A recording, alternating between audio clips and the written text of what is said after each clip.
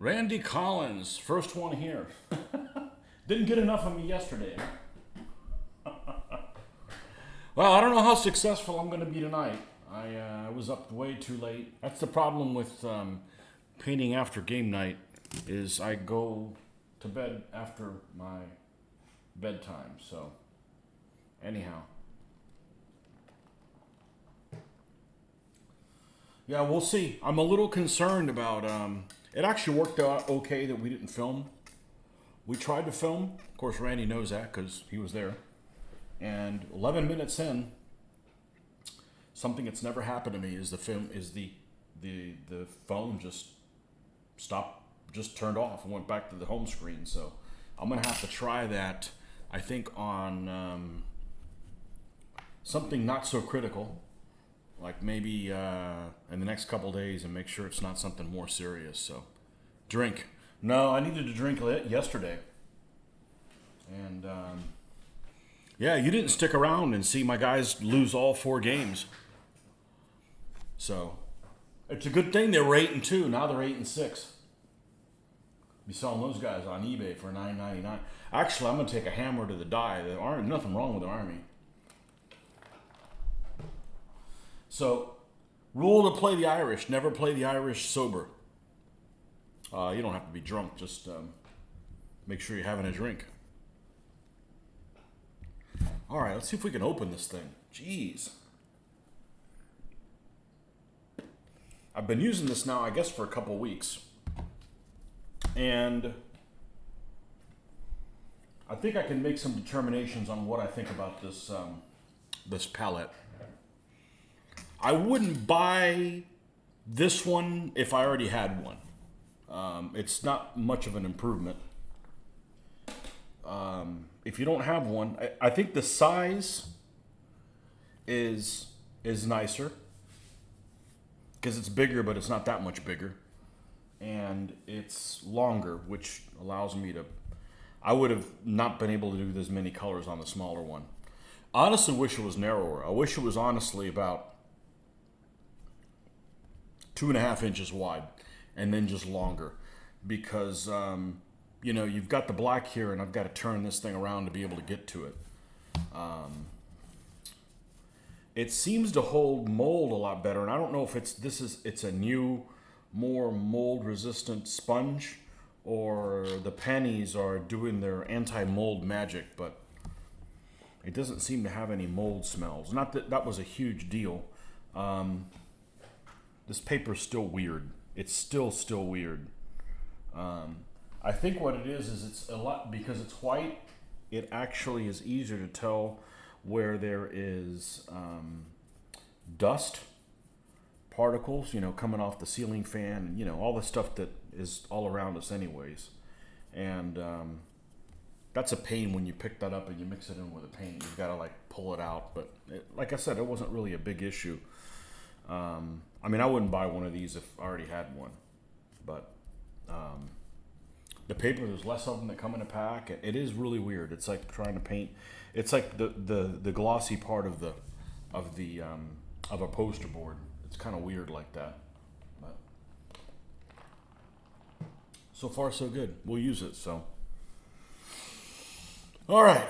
So I don't know how much I'm going to be able to get done today, because honestly, I'm pretty freaking tired. I was up too late, and we just went to the gym, and I'm pretty exhausted. And it's after 9 o'clock, so we will see. We will see what we can get done. And I've been doing parts of these horses, because I still haven't determined what I'm going to use for the motif for the shield. Well, the commander's going to have a different shield than the other 2 guys, but the other 2 guys will have the same shield as each other. And I guess I probably need to decide what I'm going to do with that sooner rather than later. So let me get a mouse here, because the pad on the laptop isn't worth a damn. I'm not a fan of that. I'm not a fan of that. And we're going to see if we can do this relatively quickly. I just haven't had time to to do this on the side. I did get the awards done, so if I come up empty-handed, I'll start putting awards together, which is something I got to do anyways. For Historicon, of course. Where am I going to? Pinterest? Pinterest. And if I find something cool, I'll put it on the screen there for you guys to take a look at.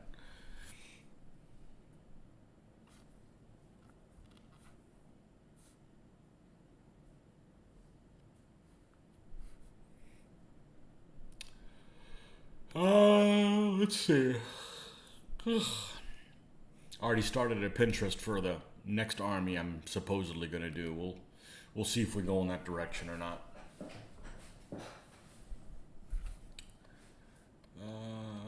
Okay. What do we got here? We got mostly red, white with some blue and red and white. Okay, green, and then mostly blue. And the flag that these guys are going to carry is going to be white, red, white, and blue flags. So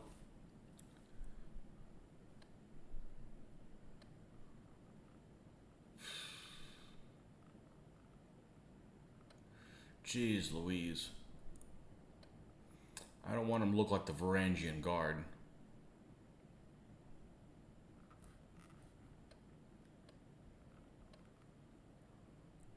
I would just have to punt. I know how I want the Emperor. It's almost like I ought to switch to do the command post. Because I know what I want to do over there. For a lot of the units. I ought to go paint Rick's Hornblower guy first.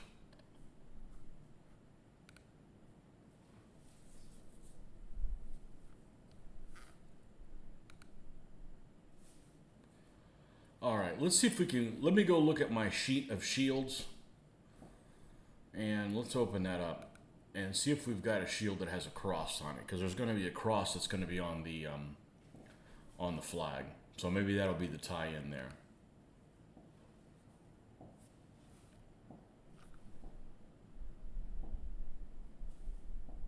What is that sound?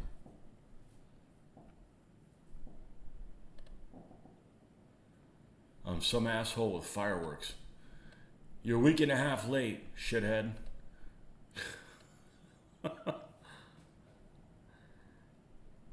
It's a green one with a yellow cross.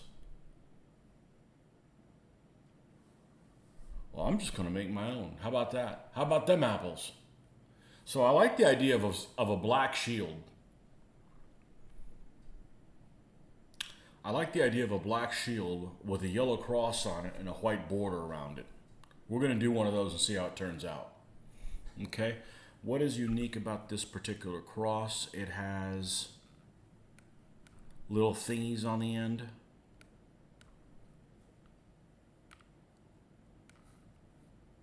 Let's see.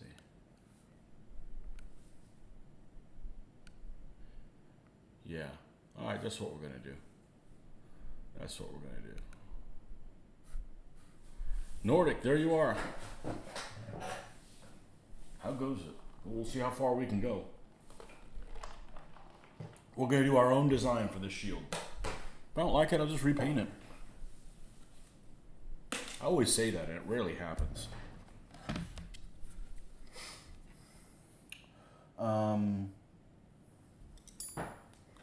Right. So this is the candidate that we're going to get. All right, so let's make sure we have...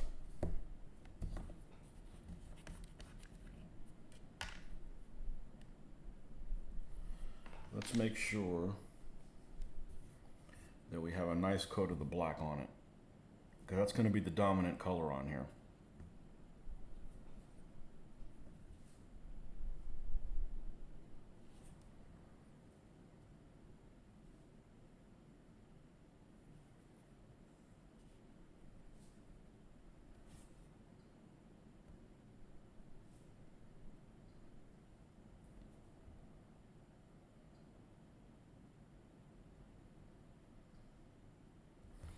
Might as well do the other one while I'm thinking about it.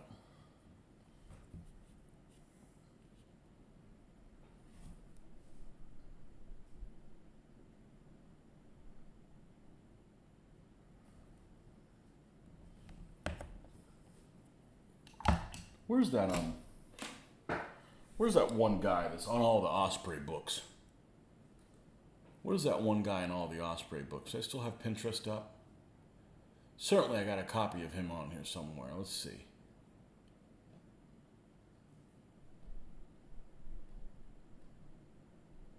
Don't tell me I didn't put him on here. That doesn't make any sense. Maybe because he's all over the place, all the time, everywhere. And that's a guy that has. Well, I'll just pull him out of the rule book. I think I still have a handy. Yeah, he's in one of these. I want to say he's in this one. He's in this one. So we're going to use the color, kind of the color combination with this guy here. All right. This shield, Byzantine armies, and it's this guy, which I think if you've looked at Byzantine stuff before, you've seen this guy in particular. By the way, this is what my emperor is going to look like. He's going to be, he's going to have red boots. He's going to have a blue cape, a light blue cape, which is kind of unusual, and then he's going to have kind of purple clothing, for the most part, and his helmet is going to be peacock feathers. That's what the main guy is going to be. Not this one, but this particular one, who is the only mounted figure on the command post. All right. The guy I'm thinking about is this guy right here. This guy right here. So we're not going to do another flower symbol, but we are going to use this type of color combination. We're going to have a black background. We're going to have a yellow cross on here, and we're going to actually have a white border, because I don't have any of these that have a white border. So that's what we're going to do. And if I don't like how it looks, of course I could just do, now that I think about it, I could do this one here. I mean, hell, he's even shown holding the flag. That might not be bad either. See, here's the flag here's the silly ass flag that this army has. It's pretty uninspiring. You know, early on they had much more like, you know, Virgin Mary with the child and that kind of stuff. But later on they went to this method, I think, to try to keep the iconoclasts a little happier. You know, because they had a big dividing thing with, you know, there was a problem when, you know, people were going and they were bringing like images into battle and stuff like that, and people were like literally venerating the images, and like, you know, this is kind of like idol worship, and, you know, some people didn't like it, and they had some civil wars over that shit. So it's just going to be red, and it would have a cross on it. It'll be two guys, and then I can do that we wanted to on the general. And then the general's one can be different. Let's do that.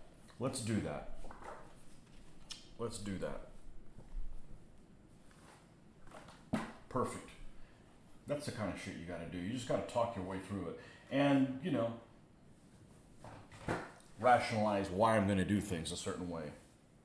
All right, so, red. And we don't want to do, what red did we do here? Because this is predominantly going to be red as well. This one I believe is scarlet. So let's make sure we use flat red for this one. Which, when you start adding white to it, it turns a little bit more pink, which is kind of like what that one looks like. All right, so we don't need this on top of this. And do we have any sleeves and stuff on any of these guys that are red? I bet we don't. Nope. Okay, perfect. There's the theme. Run into a problem with miniatures. I can't seem to decide 100% on a miniatures project. Everybody has that problem. Not sure why I'm having a problem. Any suggestion on what to do now or how to break the problem? I don't know. Do it. I've been there, man. I've been there.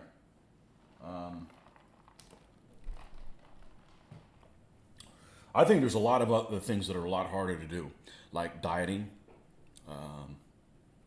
going for a walk every day. You seem to kick ass on that one. So just think about it. Just spend a long time thinking about it, okay? And then tell everybody what you're going to do. And then when you decide to fall off the wagon, everybody's going to think you're an idiot, and you need to own up to doing it. I don't know. That's what I do. That's why I'm like, once I start a project, I don't want to go in a different direction, because then I got to explain why I didn't do it. They changed the Vallejo flat red formula on me. I had one dating back to 2008, got a new one 3 months ago, and it's not the same color. Uh-oh. I've heard of stuff like that.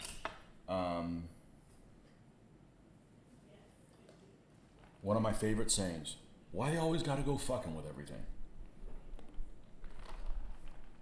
There's enough new problems that happen, not really at home, but in the workplace. There's enough new problems that happen that I don't need to go looking for problems, I want everything to go smooth. If I can control it, I want it to go smooth.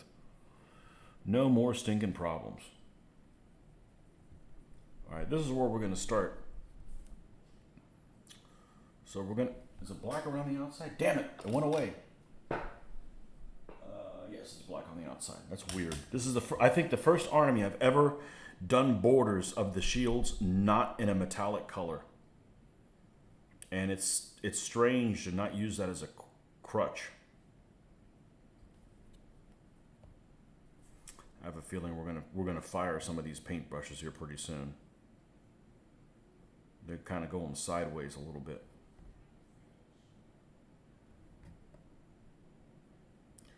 Well, hopefully these guys fight better than the Irish did last night.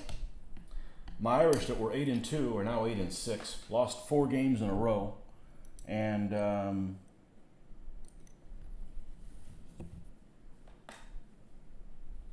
couple of them were embarrassingly bad. I just roll like shit, It happens, That one comes up a lot, so. Oh well, I can deal with it.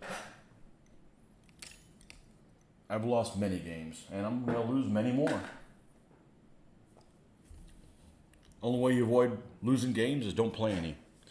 I want to start Napoleonic Wargaming 6. Can't seem to pull the trigger. I'm over 40 days in. I'm walking, still going strong. I walk 5 days a week, nearly 5 miles each day. That's the best thing you could do, So I've seen some 6mm stuff that's honestly pretty amazing. Like I've seen some 7 Years' War stuff, like little Prussian guys and everything. The only reason I would not do 6mm is, like, let's say I got them all painted and it's time to mount them. How the hell do I put them on a stand using some kind of goop and get in between the figures? It's just a nightmare. I wouldn't want to do that, And the stuff that I've seen painted looks really good. It's not like they just painted it green and then, dipped it in the woodland scenics. I mean, they got the goop stuff in there somehow. That's the only problem I would have with it, but they definitely look good. Especially if you're doing Napoleonics or something like that, where all the figures can be in the same pose, or many of them, because they're in some kind of a formation and they fought that way. And they were all uniformed into regiments and,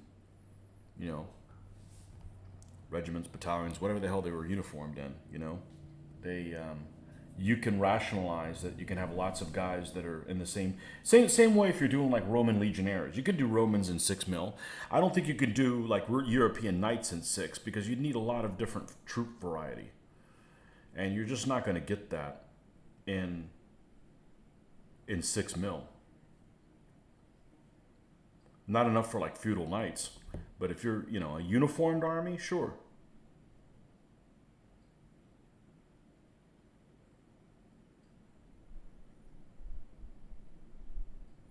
But I'll be honest with you. If I didn't have anybody to play with, I probably wouldn't. I wouldn't play for a game. That's why I don't play some weird system that nobody plays. Are there better games than DBA? Probably, but there's already a good DBA community. You can kind of keep each other going in the right direction. If I just start splintering off in different directions, then I don't have any, and there's not enough momentum there, you know.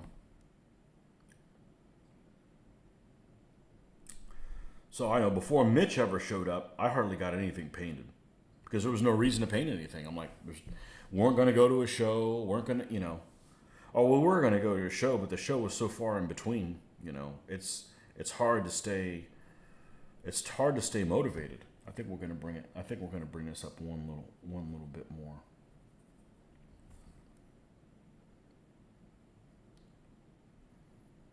And I basically have been gaming just to round off easy number 1990. It was actually earlier than that, but you know, seriously, 1990. From 1990 to 2010. What is that? 20 years? I didn't have anybody regular to game with. You know, there'd be like a year where my buddy would come over once a week, and he'd come over and paint, and we'd work on some rules and stuff like that. But then he'd get shipped off somewhere else, and then he wasn't available again. So for 20 years, I basically didn't have somebody I could local game with. So it was difficult to get motivated to get stuff done.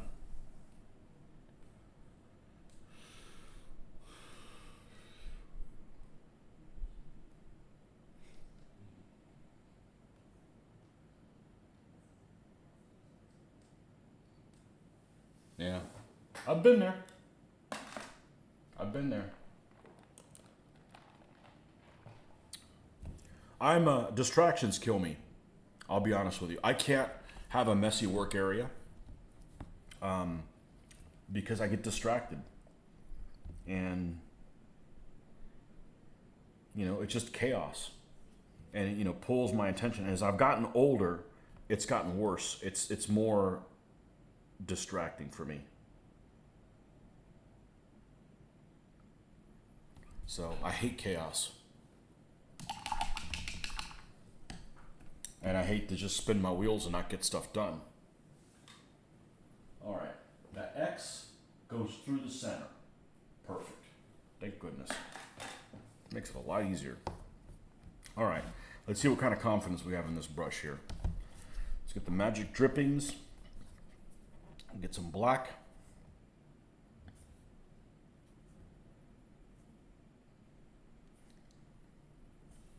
Anytime I'm doing something like this, I want a really thin line, and then I can build it up. I gotta make sure you put it in the right place.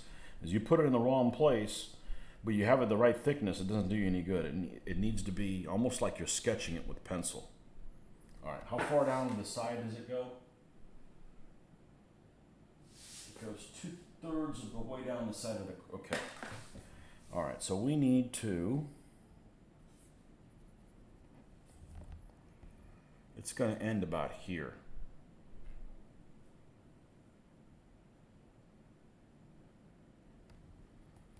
And then the other one needs to go like this.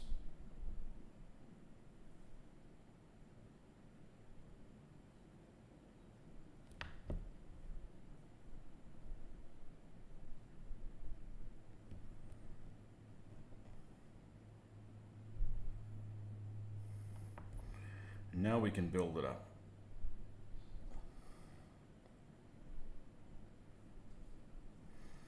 And if the shield's all out of whack, there's no hope. You're gonna have to do, you know, you're gonna have to get creative. Like this one looks, it's a little out of whack. We got some, just a simple X there. Now we're gonna come in with this red and clean that up a little bit.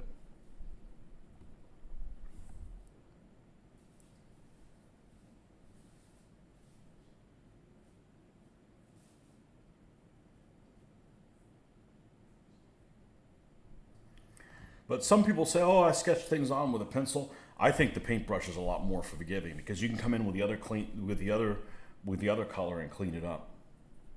So let's just go with a straight red now. Let's water this down so it's a little transparent. That allows for smoother transition between the colors. Because all I'm doing is adding fake shadows. Shadows that don't really exist because of the scale that I'm doing it at. This should be pure red, and then we'll add some white.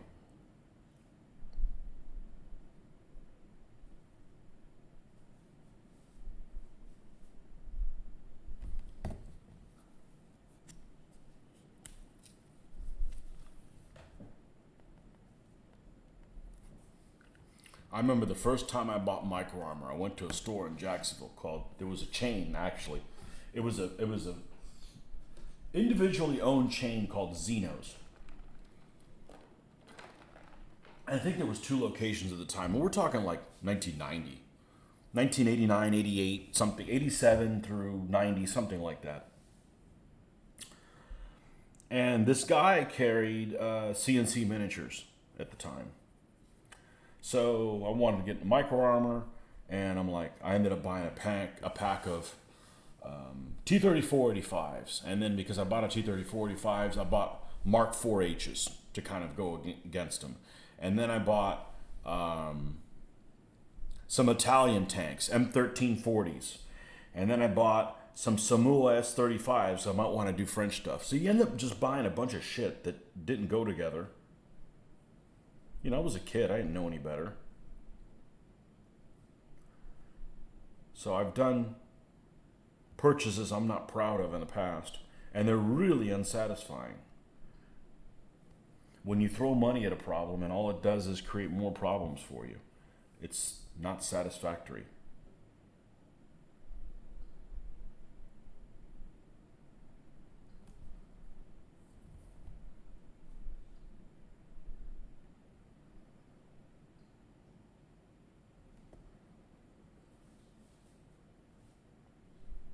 But I realize there's some things I'm just never going to be able to do. You know, and I may not even be able to do 20 millimeter World War II again, because I'm just not willing to shut all this other stuff down to do it. And see how we're looking there. I don't know if it's focused on there now. I can't see the screen. I don't have my contacts in, but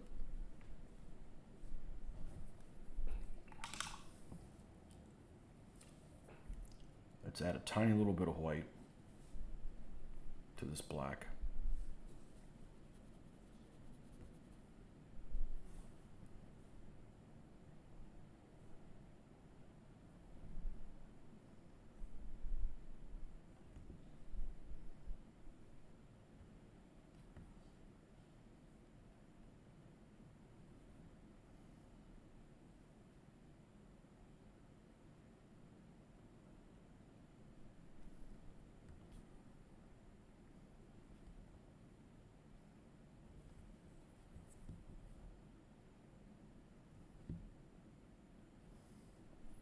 What else did I buy like that? I bought lots of stuff for, you know. And it's even more catastrophic when you don't have a good income. Because like if I buy the wrong thing now, I'm like, okay, well I'll just buy the right thing then, you know. Not that I'm made of money, but I have more cash flow than when you're freaking 18 years old, you know.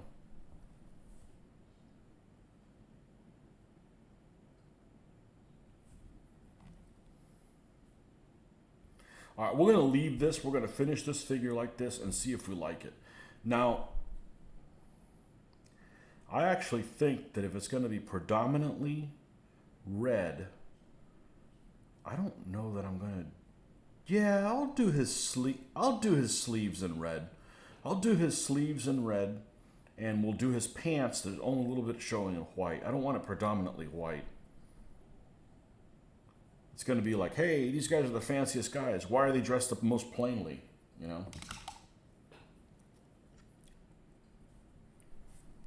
All the kind of stuff you got to think about so that you're not done with the painting and then you go, man, I really wish I hadn't gone in that direction. Put a little bit more thought into it.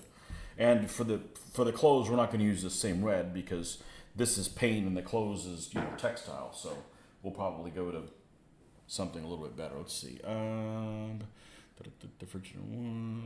The other issue I have, I'd be happier just getting some larger miniatures for these period, make vignettes instead of armies. Yeah, you're all over the place. Yeah. I don't know. I've been there. One thing that helps me is one thing that helps me a lot is I'll go in and say for instance, I go and say, I think I'm going to do, I want to buy some successor guys. So I envision, okay, I'll go through the whole practice of, okay, I'll go in and figure out which guys I want, how much it's going to cost, and do all that, put them in the cart and all that. And then before I go and buy them, I envision in my mind, all right, let's say I got them. They just arrived today. Well, I already know what they look like because right now they have pictures of just about everything on the internet. So the thrill of getting them out of the package is a lot less than it was, say, 30 years ago when there weren't pictures of things. Or you went to a store and, these guys, I can't, walk out of the store without them. Okay, so that thrill level is definitely not there as much as before. So I envision they arrive in the mail, and I just think, okay, what do I do with them now? And if your answer is I don't know, or I'm going to put them with the rest of my lead pile, then you don't really need them. And I also envision okay, let's say you snap your finger and you got them painted. What are you going to do with them? Well, I'm not really going to do anything with them, but that also means you don't need them. So by doing that little strategies kind of helps me from buying things I don't really need. And it's not just trying to be frugal. It's like not having buyer's remorse. Why, I put more flat red? Jesus. Okay. It's not a big deal. It's just kind of annoying. It's annoying to be incompetent. We're going to use this one. I'm going to need to get away from that red. So that's a little thing that I've done in the last, 15 years. And it's not that I'm frugal. I just don't want to have buyer's remorse and go, man, I just spent $100 and I got guys I don't even want. I wanted the other guys, So you just kind of have to know how you operate and what works for you. And I'm a big fan of keeping yourself on a short leash because, not everybody can have everything. And that's okay. You just need to, there's no point in buying stuff you're not going to use. Like I know people that just buy board game after board game after board game and they don't even take them out of the shrink wrap. And I'm not even talking about somebody who watches this channel. There's somebody that, that I've known in person that do that, and I'm like, that's just a waste, I don't have the time or energy to learn that kind of different rules and not go insane. So I don't want to buy something and not do anything with it because I've been there, and the next thing you know, you almost have to give it away. So what did you do? You just frustrated yourself.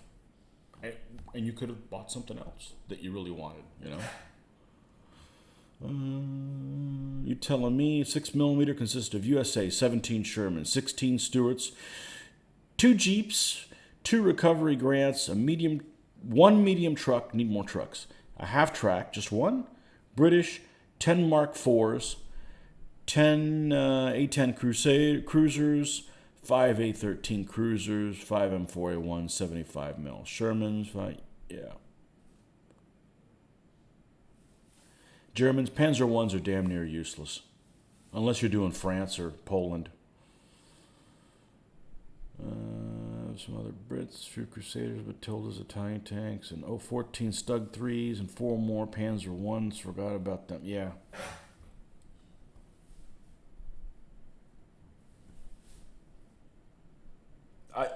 I can't just, if I knew there wasn't a game on the horizon that I play with these guys, I wouldn't paint these guys just to build them. I wouldn't do it. I've been a modeler before. I find it extremely unsatisfactory to just build shit and just what do you do with it? I just look at it. I've been there. It doesn't work for me. It works for some people. It doesn't work for me. Likewise, I wouldn't want to build these guys for a game that I'm going to have thousands of figures that people are going to just grab ham-fisted. And, what am I doing? I'm just creating all this extra work for other people that I even appreciate them and then destroy them. And I have to fix them. No. I'm not a sadist. So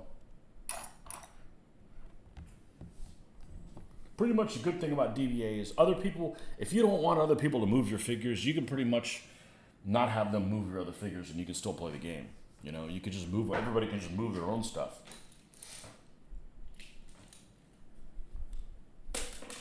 And most people are all right, but you know, occasionally you get somebody who, you know, you need to pull their fingernails out.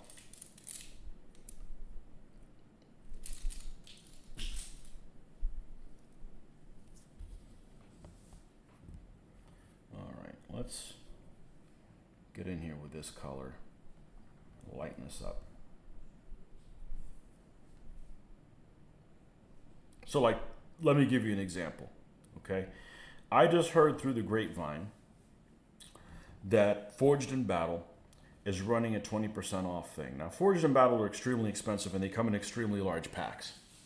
And they come from the UK. Well, what does it translate into? It translates into free shipping across the pond, okay?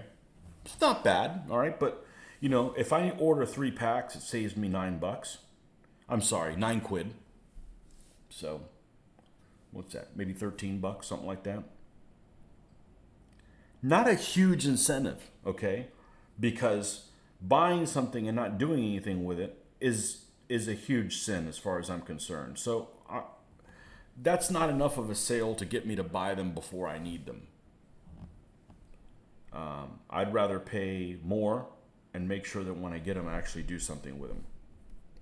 We're not talking $1 a pack at the flea market. Yeah, I'll buy shit at the flea market at Historicon because I'm not letting that sit there, you know.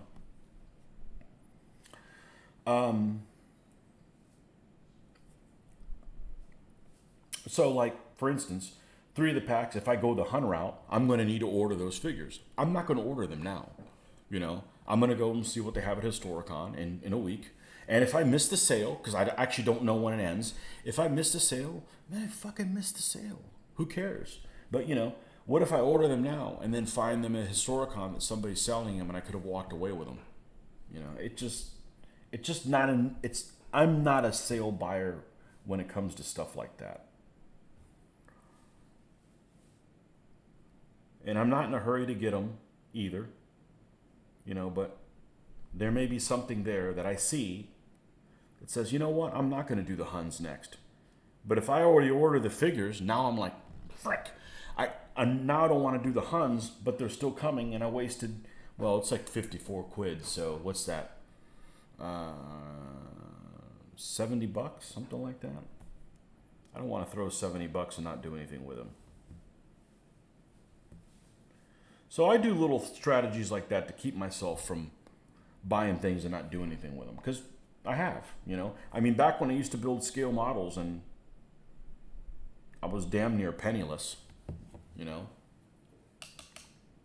I'd buy a model of an SDKFZ 232 from Tamiya, right?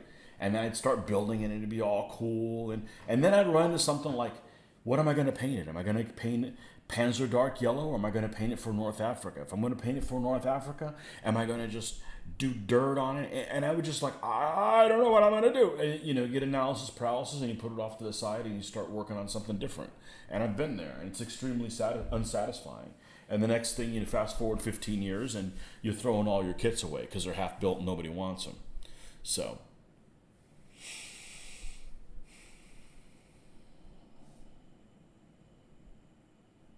about $60. Well, I said just 54. I don't remember what it was, but it was over $50, whatever it was. So I don't want to use that money on that, and it's not what I want to do next. So, and I've got a fair amount of Huns anyways from Gladiator. So if I want to just start painting Huns, I've got about half the figures now that I'm going to paint anyways, because I'm going to mix them in. So,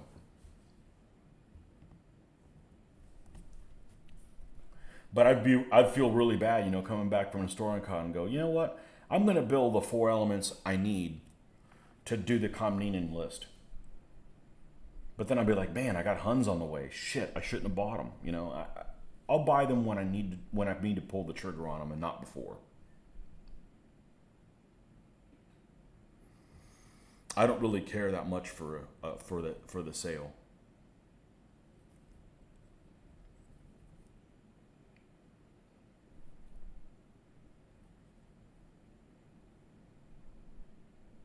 But now, if I got something like, guys selling museum figures for $1 a pack, which has happened, I'm buying them. I'm going to buy, $15 worth or $20 worth and not feel bad about it, because they're not available at that price.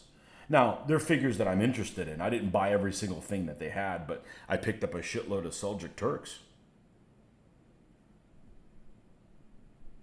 Because I wasn't going to pass that up.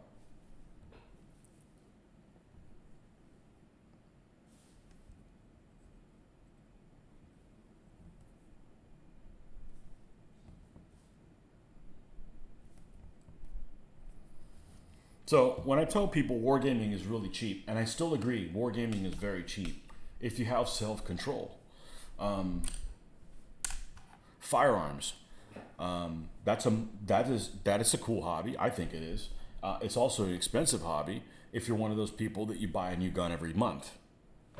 What are you doing that? I mean, you haven't even, I know people that have firearms that never even fired them. Well, why are you getting them? That's like buying a car and never driving it, Tony's arguing with yourself. You can do that as long as you win the argument.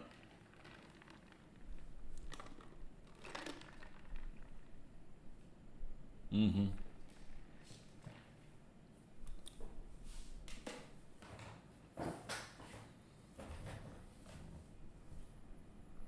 You can argue with yourself. You're just not allowed to lose the argument.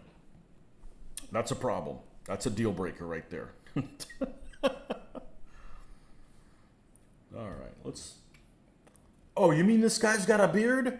Everybody in the damn army's got a beard. Even the women.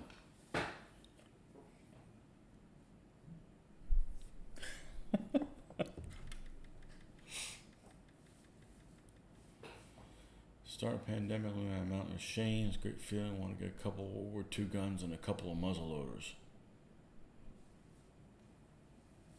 You're into pinball.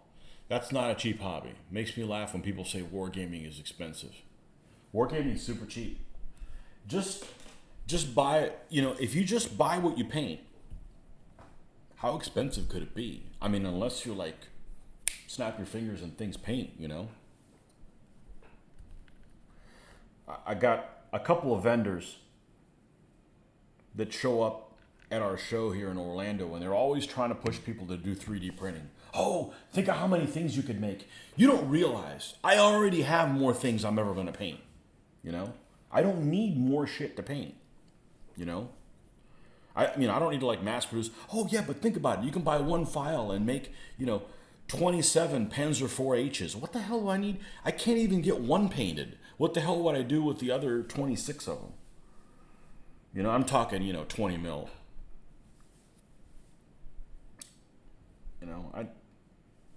I need to get stuff painted. And I'm not opposed to buying more stuff, but work the things that I already have into them. Not like, I'm going to buy a totally new army. Well, does that consume any of the figures you already have? No. Then why am I doing that? That's why, they took too long to come out with Three Kingdoms Chinese. Now there's somebody that makes Three Kingdoms Chinese. Probably the third army I would have ever built. But I wouldn't be able to use any of the figures that I already have with them. It would all be the new figures, and that doesn't help whittle down my lead pile. Not because I need it whittled down, but it makes me feel better about that purchase, So, Warhammer's expensive. Yeah, but if you just paint what you do, it is expensive.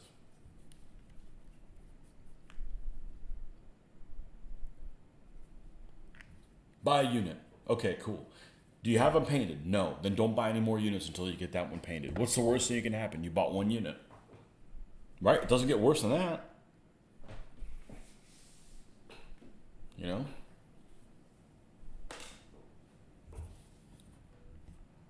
Yeah, the tanks actually don't take long to paint. But I know some people here probably want to see me paint World War II stuff. It probably won't happen this year. But whenever I paint World War II stuff, I will probably paint my French resistance fighters. if it happens. Again, if I snap my fingers and I get them done, I have a lot of work to do to get that game off the ground again. And don't get me wrong, it's not like, oh, you could just play bolt action. No, you could play bolt action. I could never play bolt action or something like that. That is too hokey for a World War II nut like myself. I've seen it. I'm like, no. Nope.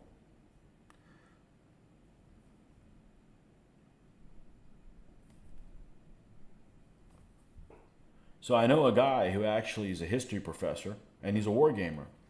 And he specialized in Napoleonic. That's what he does. Guess what period he doesn't play? Napoleonic. Because he knows too much. Or so he says. He doesn't enjoy it because he knows too much. And that's how I feel about World War II. I mean, unless I'm getting exactly the correct dosage, it's not right. I'd rather not even game it.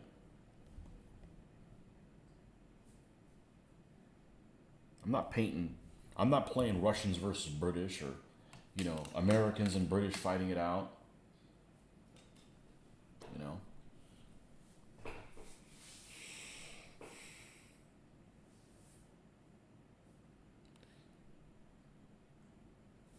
Black Legion of Abaddon. That just sounds like you just made that up. Abaddon.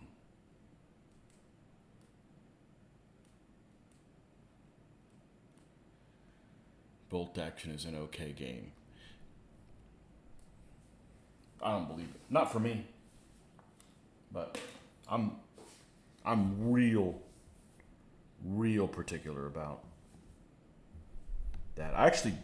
I got on the playtest group of a board game that was right along the lines that I wanted for World War II. And I don't remember what it was called, but it never took off.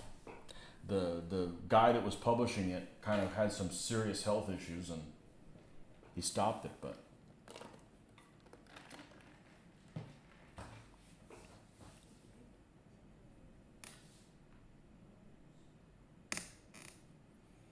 why don't you have anybody near you?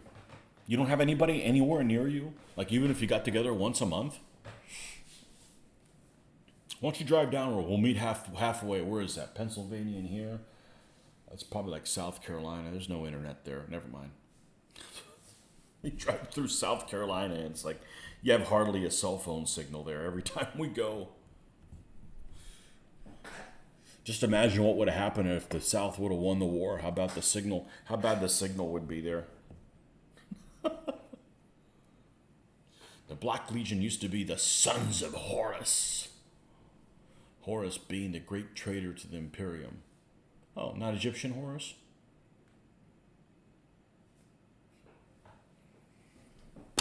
Yeah, they put a lot of fluff into their game, which is cool, but you're not really learning anything that really happened. I'd rather just learn about real fluff.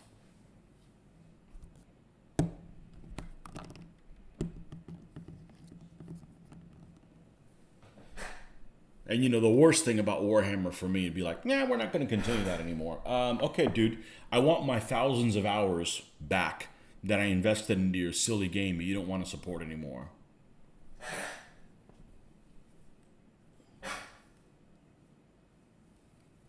What was my introduction to wargaming? That's a good question. And I'm going to take a bathroom break, get a soda, and I will be back to answer that.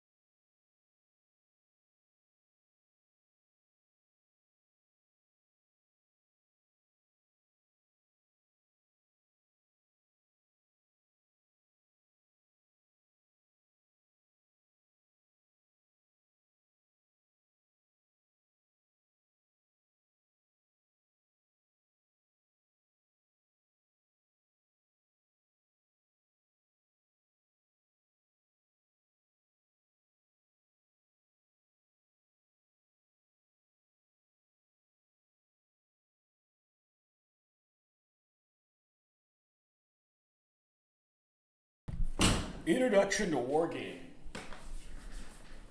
The very first war game I ever played,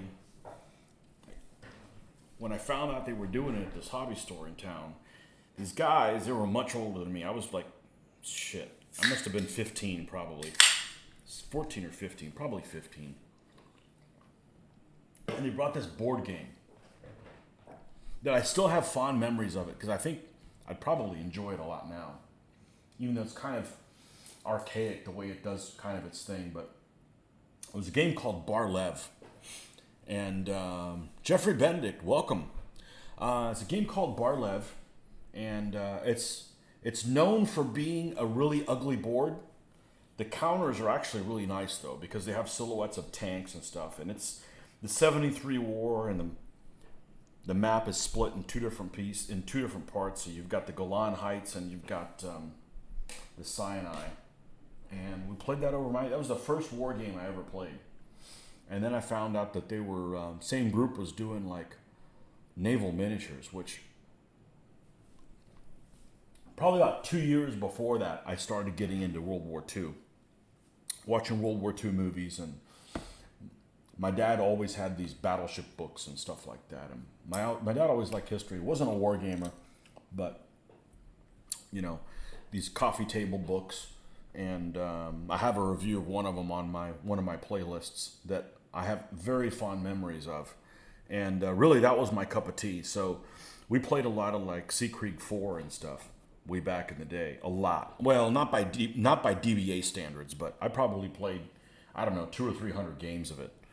You know, range estimating and all that crap. But that's what I started doing. And then, you know, at the same time, it was all World War II stuff. All World War II stuff. We were doing Command Decision and Sea Creek 4, basically, is what we played.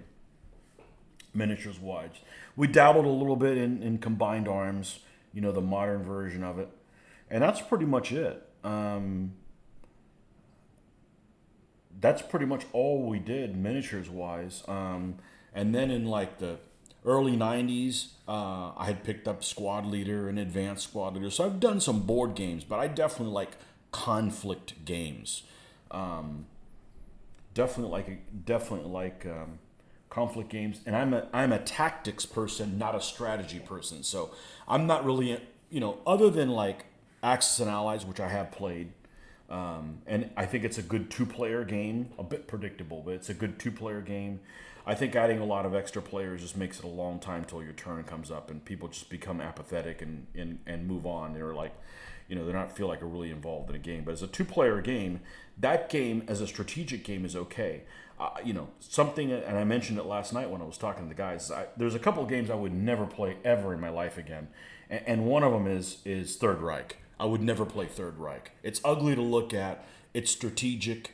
It's all of this stuff I don't like. They don't even have the names of the corps on there. You think, oh, we'll at least see where the 52nd Panzer Corps. No, it's not even. They don't even have anything on there. So there's like nothing to learn. There's no enjoyment in that for me. So, you know, I like stuff like ASL and stuff like that. Don't really care for Third Reich and strategic stuff. Now, it seems to me from what I have noticed, and even in computer games and stuff like that, most people that are war gamers prefer strategy as opposed to tactics. And I'm definitely a tactics guy. I am not a strategy fan. I'm not a fan of chess. I'm not a fan of having this long-range plan that you have to plan for, and then shit goes sideways, and then you wasted your time planning. That's not me. Everything that I've played, that I grew up playing, whether it was Command Decision or ships, it was make the best decision right now with the information that you have. Not, well, let me do this because 15 turns from now, these guys will... I don't play stuff like that. You know, there's too many die rolls and too many things that you're trying to figure out will hopefully work, and then they don't, and then you're pissed off and my time's wasted. Let's see. What? Oh, I need to come up here.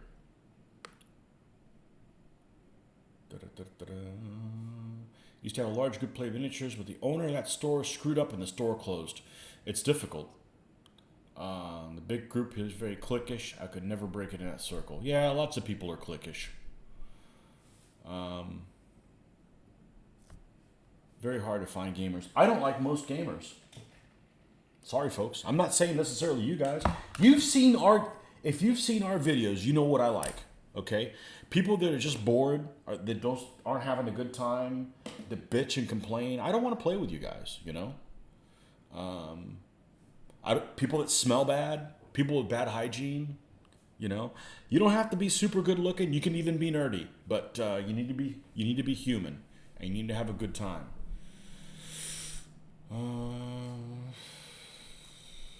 Most gamers, yeah, gamers are they're weird. They're too weird. Pandemic, most people are weird. Pandemic also played a factor here. Now the store was close by. I moved. I don't care to go to that location. It's inconvenience. Used to play global accent allies using the PTO ETO. It was great fun. Played games out over a couple months. Rambo strategy and tactics fan. I'm a very strategic mind. I love chess, but I haven't played in a long time. I am not.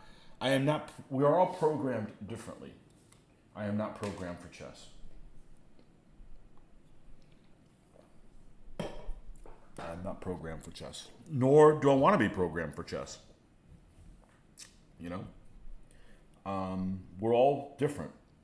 I go and I see some miniature that I think is painted a lot better than mine, and I don't get burned out. I'm like, fuck you, we're kicking this up a notch. You know, I take it as a challenge, you know. I like seeing stuff that I like better than my own stuff. But, you know, I'm also not somebody, that would be like, you know, somebody who's a musician can be like, all right, I can try to play that. As opposed to somebody that goes like myself with music, like I can't do that, you know. So we're all made differently, and that's good, you know. But a lot of gamers have bad attitudes. Just like a lot of sports fans, and I do not like sports fans. I live in a sports town, and sports fans are emotional crybabies, and no, you know, I just don't. I don't get into that. Let's definitely down you guys that play DVA where you just have fun because Mitch and I, we have a lot of fun. We could play a role playing game and have a lot of fun. It's about the people, not necessarily the game. You would hate Dracula's America then. So much randomness. But see, I like random. But I like when curveballs are thrown, keeps on your toes, and also plan B or C.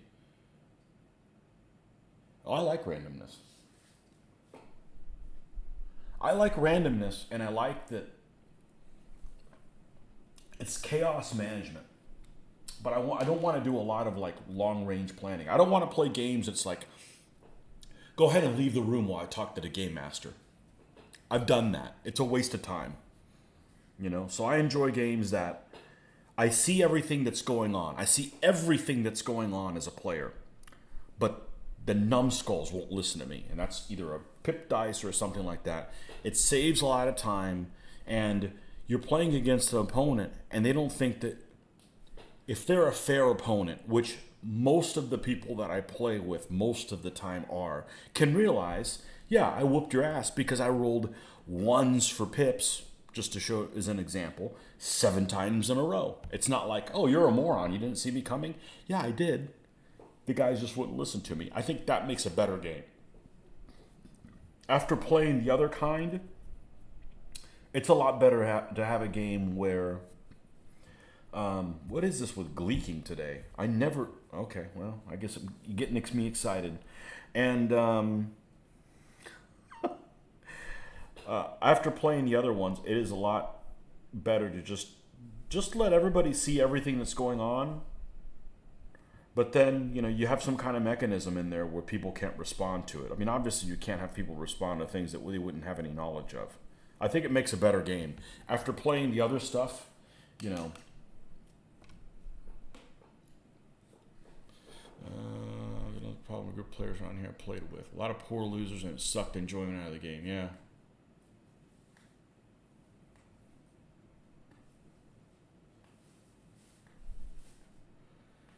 DBA feels more like chess to me than a tabletop war game. Have you played it?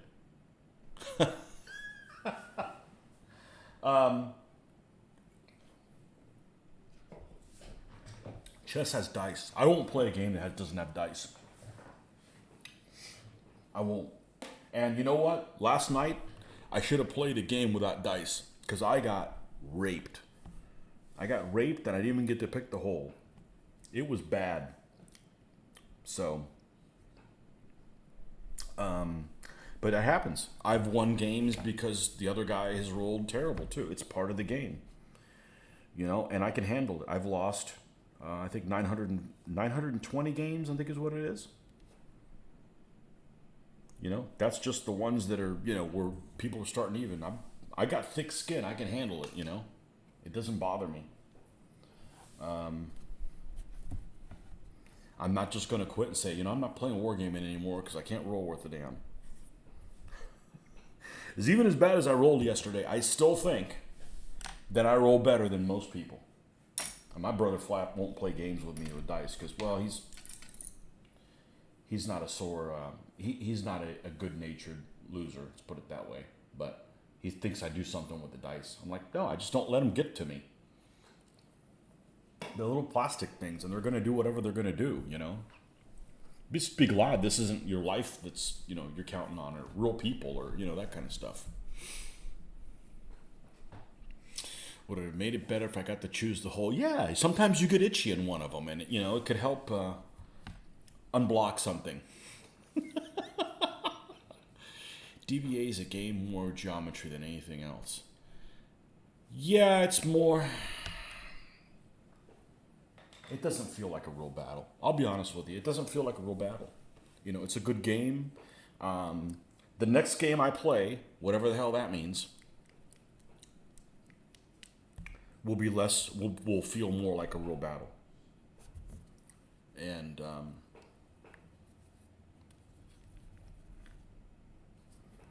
you know, I absolutely detest that you have to conform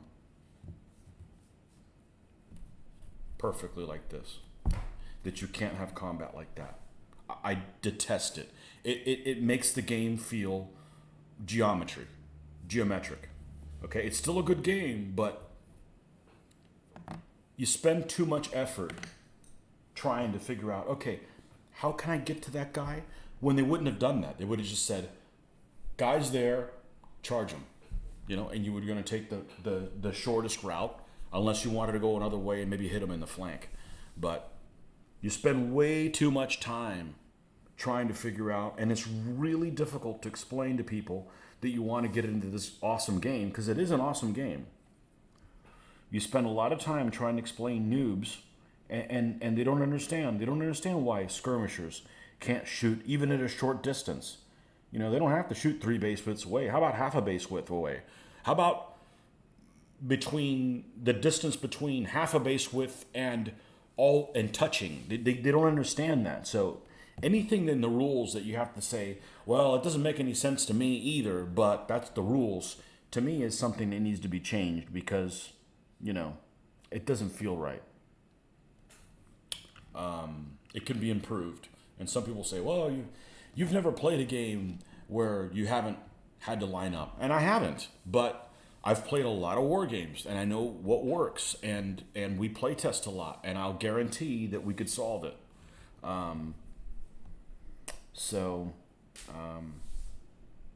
But with that said, it is a great game. It's a lot of fun. We've had a shitload of fun, and, you know, just being able to paint stuff is therapeutic, and show up and just basically immediately start playing is worth a lot.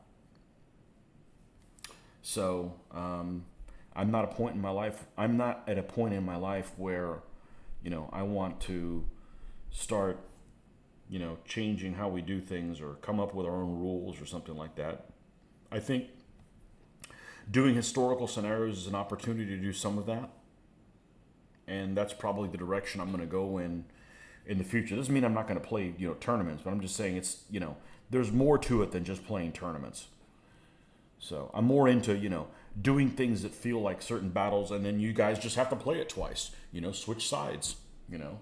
And you may end up playing a battle where you have 16 units and the other guy's got 9, you know, but that's representative of what happened in real life. So,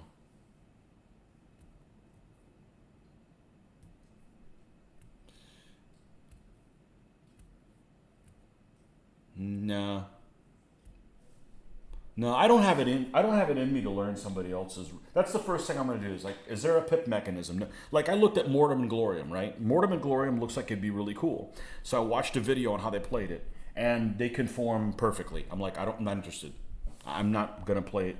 You know, the next set of rules I learn, or play, or create, or whatever. I'm telling you, it's going to be easier. 20, I'm just throwing a number out there, 20 years from now, to just use DBA 3.0 army lists and turn and basically fix everything we don't like about DBA. And, you know, it's going to be free. It's not like I'm going to take somebody else's work and sell it. Not that other people haven't done that. That doesn't make it right. And, you know, it'll work for us. And if somebody wants to play our rules, it'll be really easy for them to understand it because it'll be laid out like, you know, like a normal mortal can understand, you know. But there's no reason to, it gets really old. That's why I won't make any more rules. I won't make any rules videos. Okay. I'm literally torturing myself for somebody else's didn't lay out the rules properly. And like, what did I do wrong? Why do I have to have this penance?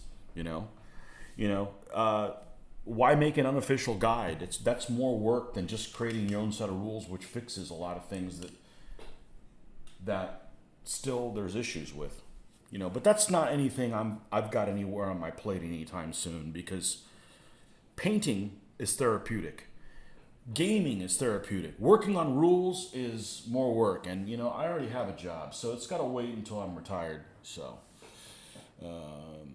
Barker's not aware of wargaming and change 70. Don't like paying 50 millimeter. This game itself is fine. Yeah. I don't want to play a game where the first hour and a half is the game master explaining the rules to people that have never played before. It's a waste of my time. Every time, you know. I like that we can just start rolling dice, you know. So,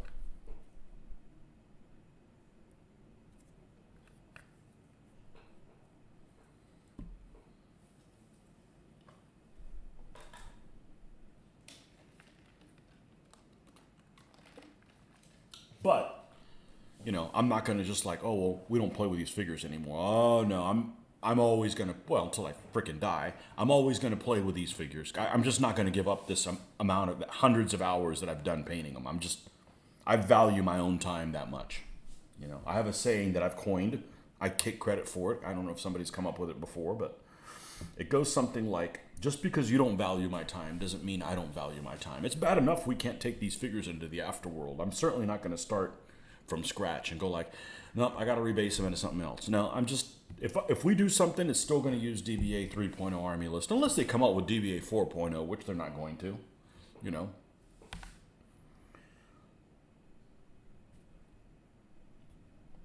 I like this size of game, you know, somewhere between, I don't know, 10 units to 17. I think if you go more than that, it just gets crazy. So depending on the historical battle, we did one, there's a video of it. The Romans have, I think, 10 units and the barbarians have 14 or 15 units. It still plays great and you have a different tactical problem than normal. So we're probably going to do some of those in the future. You know, I got some ideas from playing many of Connor's games. He has some good ideas. I think the only thing that he didn't have that I would have is I wouldn't have 12 units on 12 every time. It just depends on the scenario. They don't have to be fair. You know, just like when you play Advanced Squad Leader, right? I played a lot of Advanced Squad Leader back in the day, and it's honestly not that complicated once you play and if you're playing with someone, you know, consistently. Because the rules are not abstract. They make sense. But there's lots of scenarios. Some of them are lopsided as shit. It doesn't matter. Just play the game twice, one from each side. It's fortunate that the game only lasts an hour. So in a couple hours, you can play the game twice. Have two totally different situations. You know, what better venue is there than DBA to play an unbalanced game that you could play multiple times because the games are quick?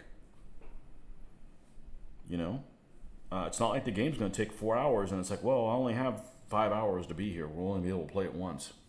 Nah, you can play it multiple times. You know, and have different tactical problems. You know.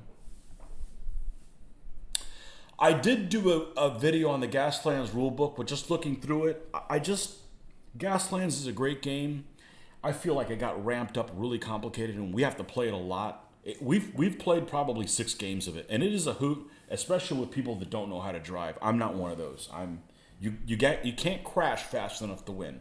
You do have to blow other people away, but you got to slow down for turns too. So it's just my heart's not in it to sit there and work on. I can't do that in this.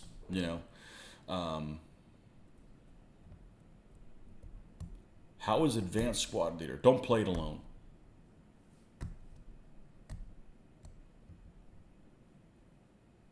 Yeah, the problem with Pike and Shot is I like the 1500s.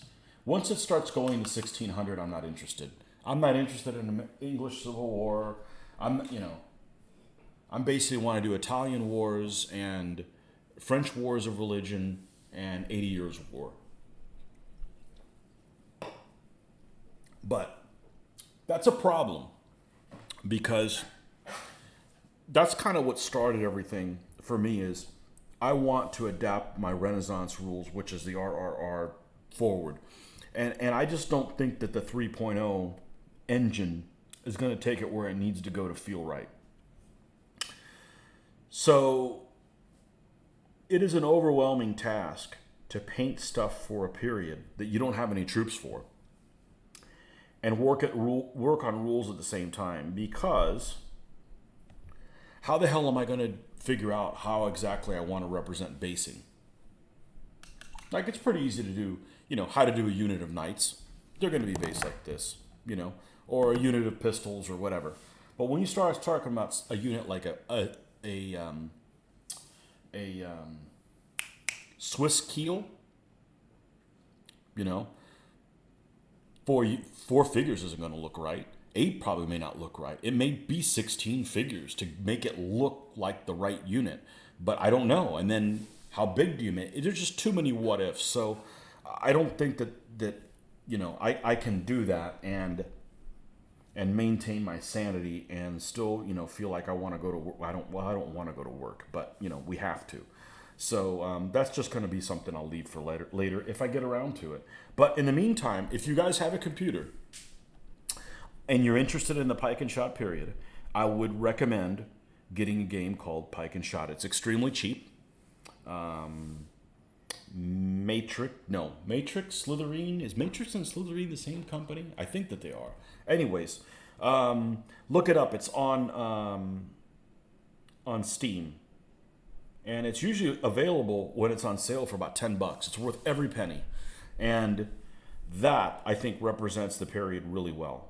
And it's nice to look at. It looks kind of like you're playing with 6mm, and they've got formations, You've got like a unit of Swiss pikemen, and it's like a forest of pikes. And yes, it's kind of really basic looking graphics, but I think that they're good looking basic graphics. It's worth $10 for sure. And that's enough to get my itch scratched,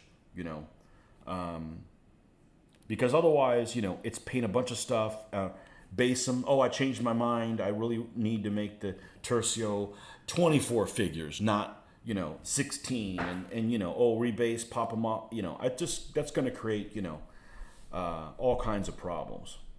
So I've got some ideas I'm kicking around, but I don't know if I'm ever going to get around to them. I would want to make this game better before I went and created something new, because I think some of the lessons that we would extrapolate into that couldn't be solved here, where you don't have a basing problem.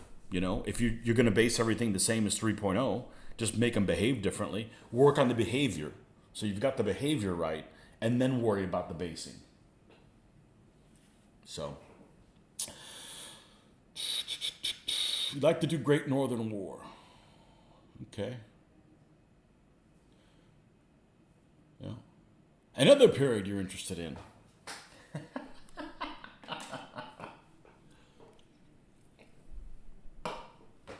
That's why I think video games are good. Because you can have an itch to do something. So then try it out. Try it out and be like, okay, that's done. I'm done gaming that. Let me just go back to gaming the stuff on there. Dirk, those resin figures. Okay, listen to Tony Wall's work. Those resin figures from that link you sent me. How in the hell? Because there's a lot of. I have a really poor, kind of a poor impression of 3D printing. But I got those skeletons from those people, and the throne for the Pope. And those two things are, I guess they're done in resin. They're as good as anything white metal. So how do you go about getting a file and said, I want somebody to print this, and because I'm not getting a resin printer. I'm not getting a printer that's made in China, and I'm not going to fight with it to try to get it configured correctly. It's not, like I said, I would just need a couple of those things, painted. How would you go? Is there a service that you've used to do 3D resin printing that you recommend? Like, for instance, talking about those figures that, I forget what they, was it Conquer Miniatures or Conquista? I don't know, whatever it is, miniatures. The guy's making these molds for, like these Falksmen for the Spanish. Like, well, that would be cool, but I only need 4 guys. Hell, only 3, because that's a command stand, so, you don't need, so, you're not going to buy a whole resin printer just to print 3 guys,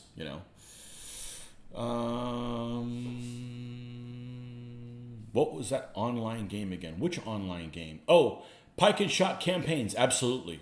Yep. It's worth every freaking penny. And there's Northern War stuff in there. There's other scenarios people have added in there. English Civil War, 30 Years War stuff, Italian Wars. Well, I think Nordic, you're the weird guy who doesn't like Italian Wars. You're the one guy. That's okay. I'm the one guy that doesn't like, what's that show everybody likes? I'm the one guy that doesn't like Firefly.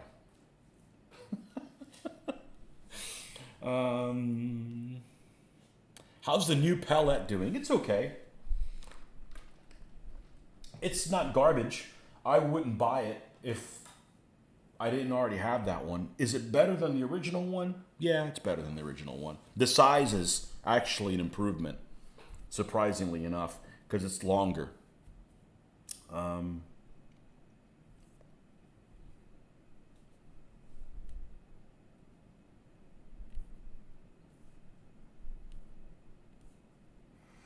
I've always been a video gamer.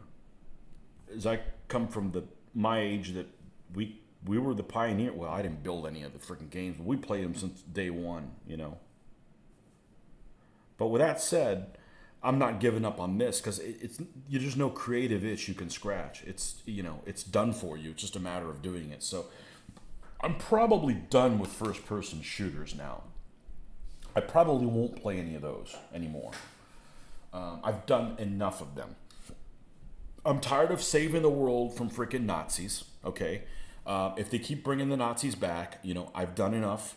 To try to stop them, and they just keep regurgitating them. So it's time for somebody else to step up. I'm off watch.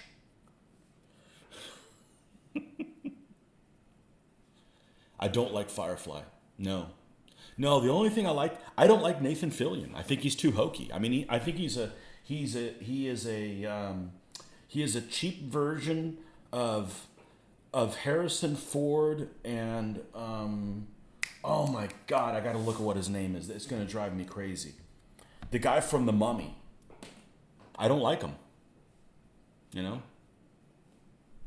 Sorry.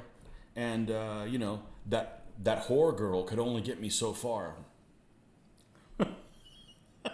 I was like, so I watched like 4 or 5 episodes of it, and I'm like, nah. And Mitch always gives me hell because I don't like it. So I don't like video games mainly because there's no one to talk to about them. I could have like the coolest thing happen and nobody saw it. Like, what's the point?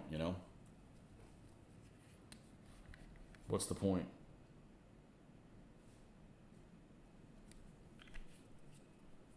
Brendan Fraser, yeah. He's like a hokey version of him. Yes? Oh,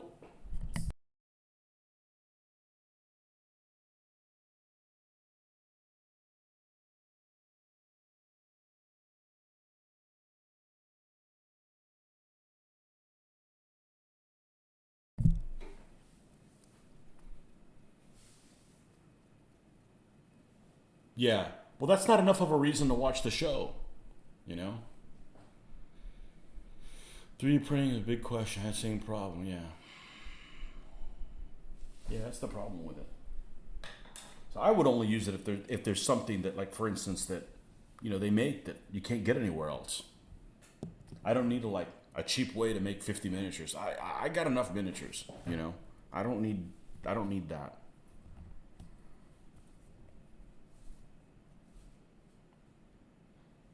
And I'm just concerned, you know, how are they going to look? How they turn out? You know, those things, those skeleton dudes. I can't remember what the name of the company is. Camelot? No, I forget what it is. They're on Etsy and they're freaking awesome. Well, you could just watch my unboxing of their stuff. It's spectacular. I don't know how durable they are, but I'm extra careful with them.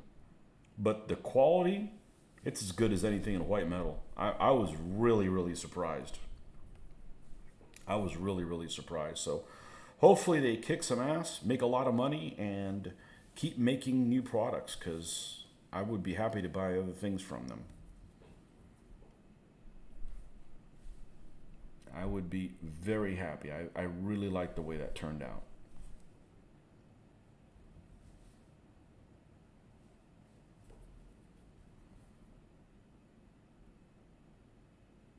But I don't want one of those things.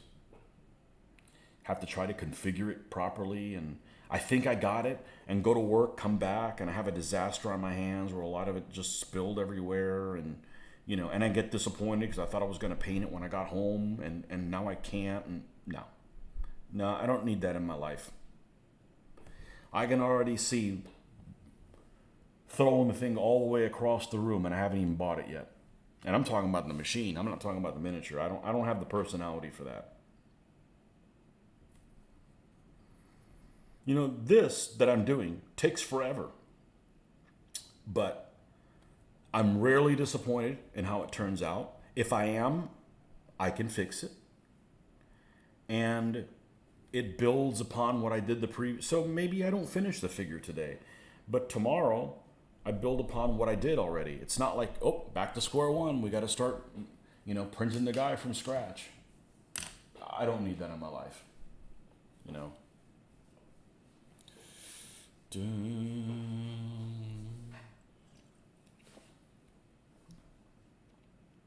Someone in your club has bought a printer, so my problem is solved.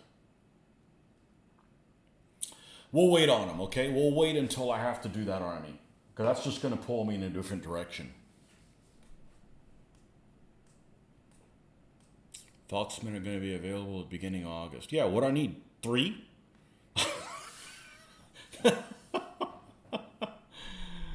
Oh, man. Yeah, I do need to bring my feudal Spanish, my Almora. I mean, the figures look gorgeous. And if they're durable, the problem is they look realistic. They look realistic in most. What's going on here? Why is this thing scrolling to all the way to the top?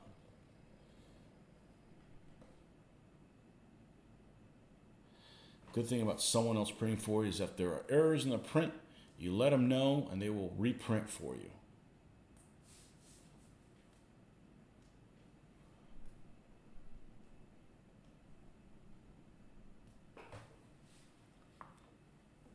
Yeah.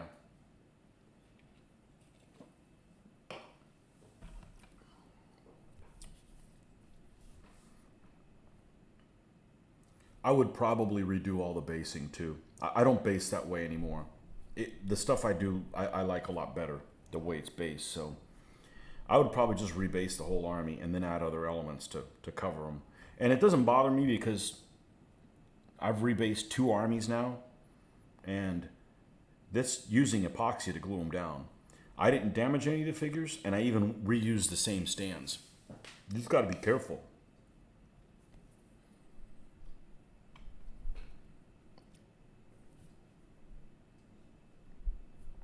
You just got to be careful.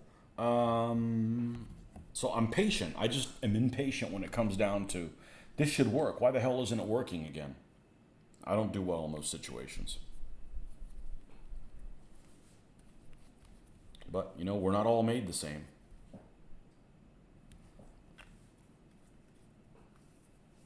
Some people do different things for... Some people probably enjoy having meetings at work. I don't care if we ever have another meeting. That's just an excuse to not get anything done. Let's get shit done. Let's knock things out of the park.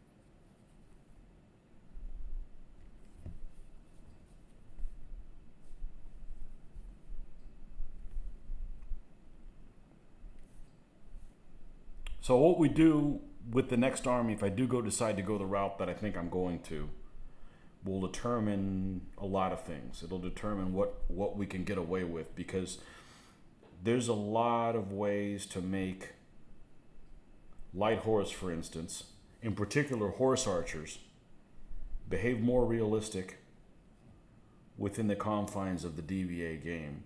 That, you know, they would just be one-offs. It'd be this scenario, like, you know, you do the... Like, there's one battle, for instance, and I have to go back and read it. I've read all this stuff, and then, you know, you don't practice, you don't use it, so you forget the stuff that you're doing. But there's battles that the Han Chinese and the Huns fought in like a middle of a sandstorm, and like the Chinese broke up in different formations, and they got lost, and they couldn't communicate with each other, you know. And it was just a big mess. That's got a great game written all over it. So that's probably the direction that we're going to go in, is, you know, build historical flavored scenarios around armies that we have. You know, and if you just don't have a lot of information on it, well, you just kind of have to make a decision what it's going to be, you know, and play test. You know, and we're looking forward to that for sure. But to be continued. This guy is about done, if he's not completely done. I don't know that I'm going to put socks on him, on the horse. I guess we can make that final determination later, because it's not like I'm going to seal him right this moment.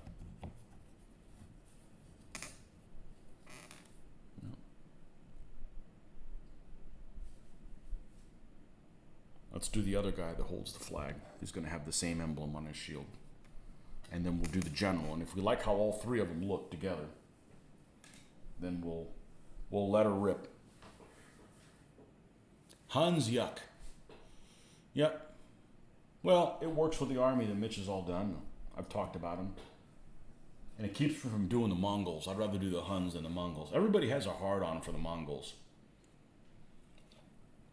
And they're both the bad guys, but nobody celebrates the Huns like they're a good thing. Nobody says, "Oh yes, the Huns are here," you know. But there's lots of Mongol lovers, and honestly, they're the same damn thing. I think the Huns like ate their meat raw, and the Mongols didn't. That's about the only difference. And obviously, the Mongols had a much bigger empire, but they facilitated trading and stuff like that. But I'm not a fan of people that burn books, you know. So, but they're both the same kind of troops. They're both light horse superior, you know. WRG uses the same base sizes. WRG has way too much math involved. Yeah. Try playing a game, felt like you needed a doctor in math. How many more for that stand? You have a hard-on for a lot of things, but the Huns Mongols are not on that list. Yeah, I don't blame you.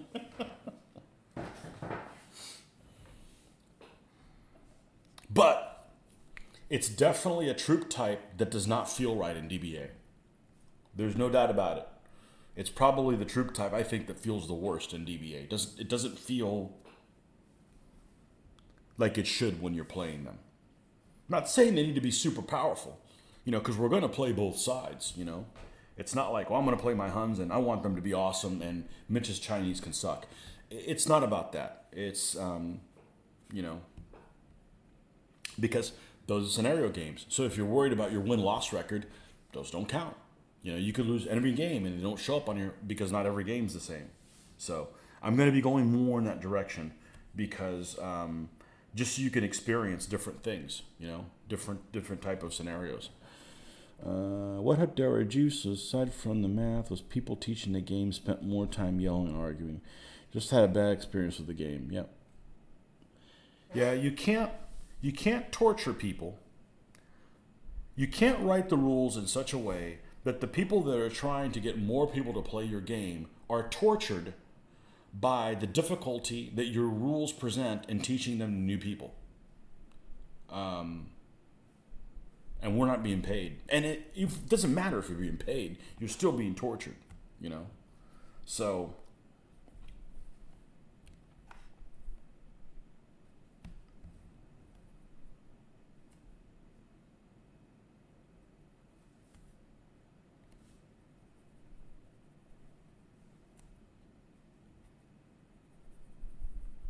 you know, and it's almost like it's not how the rules are written.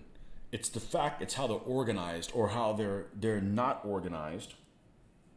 And I don't have anything bad to say about Mr. Barker. I think a lot of him, but we shouldn't be tortured because we're mortals and we don't understand what he's trying to say. You know, he's got a ton of freaking good ideas, and he thinks outside the box. I think he was instrumental in thinking outside the box. If you compare him to, say, Frank Chadwick, I mean, just total, they're polar opposites. Frank Chadwick and Phil Barker are polar opposites. Frank Chadwick's things are organized in a very normal way. It makes sense. His armor penetration values, at least in Command Decision 1 and 2, are almost exactly, I don't know whether this was by design or not, but they're almost exactly by the centimeter. So, you know, if you've got like a Panther, its front armor used to be 14-4, right? 14 to the front, 4 to the side. Okay. Well, a Panther doesn't have 140 millimeters of front armor, but when you factor in the slope, it kind of does. And I don't know if that was by design or not, but it's brilliant.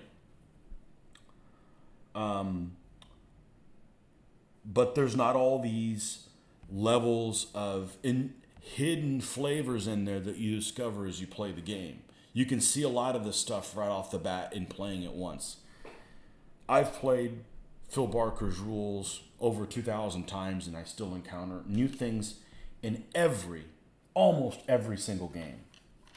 Now, is that good? Yeah, it's probably why we still play his game. But is it suck to explain the game to people? Absolutely. You know, because it is a big uphill battle. Funny thing is, Frank actually likes Barker's DVA. Yeah, played as much DVA as we did Command Decision and Volume Bayonet. Yeah, the problem with DVA is it's like nothing's ever repeated a second time. So if you're trying to figure out a command post, does it advance? Is it impetuous? Well, whatever it's written in one place and not, you know, all of the different stuff on there. So there's someone that put on a set of cheat sheets for all the DVA elements, and that's very helpful. But still, things are hidden in places where you know, all the time. We got to look. It's not user friendly. And after you look at many things, you finally realize where something isn't. It's like, okay, it's not going to be in this section, so let's not look in there. And that's the main problem, not the lack of punctuation is a problem too, but I think finding it is the biggest problem. And because it's so abstract, you can't just go, well, I can't find it, but it's probably this. Because most of the time that I do that, it's the opposite. Because I'm not an abstract thinker, you know. I am not good at algebra 2, or what do you call those? Irrational numbers and shit like that, you know. Give me things that are real.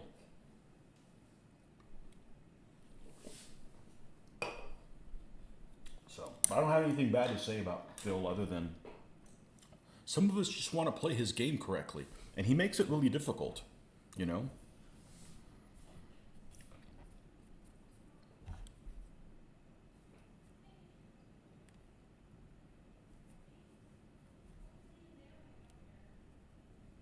and you spend too much time trying to conform.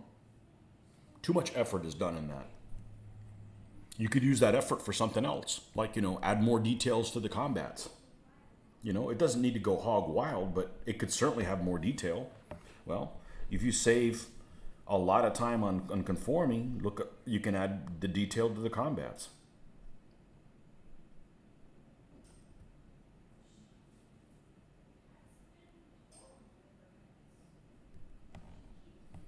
All right, let's fill this in with some black.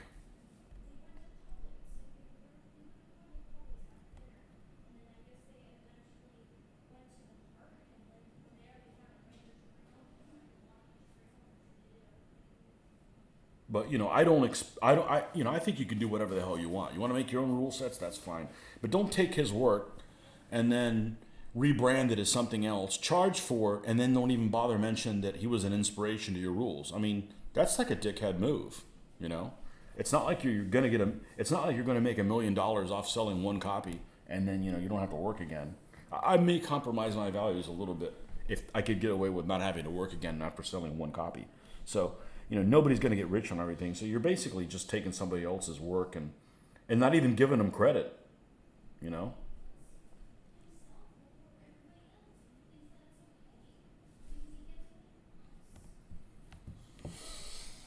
But people can do whatever they want, and I'll call them like I see them. But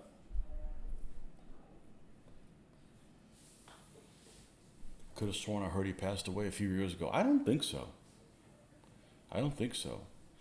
Well, be honest with you, I don't think anybody should be dying at 89. I think 89 is too young to be dying.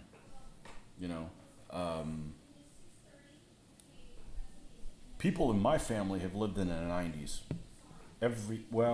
Except the grandfathers. I never met any. They never made it. They never saw Castro take over their country, which I guess is probably a good thing. But they all died before reaching age 60. I think from heart issues. So, I'll play along with you for a bit. Gonna get to the middle stone down on 14 Stuggies. Stuggies.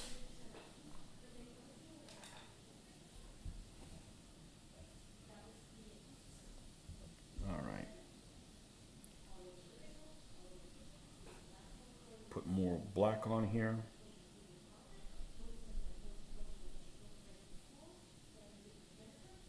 Hold on 1 second.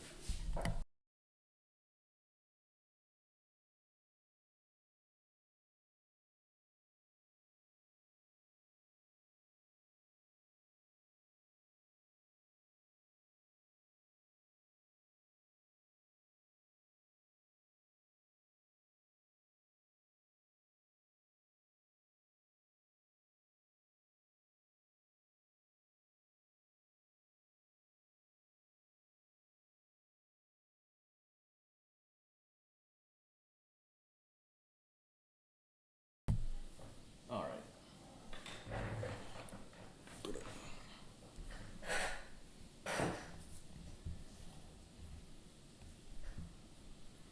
Yeah, I don't.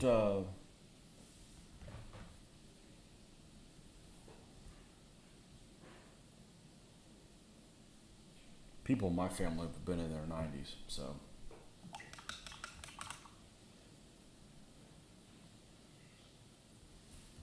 That's why I'm like, man, I gotta get health. Well, not that I have any health issues, but I want to be. I've seen what people my age are like, and they're in really bad shape. A lot of people are in really bad shape, but I don't have any.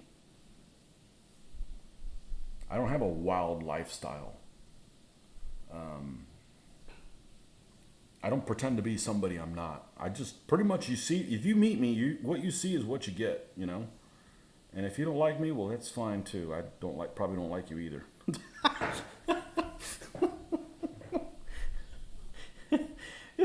It's too complicated. I don't have any issues. All my issues are at work. With work stuff.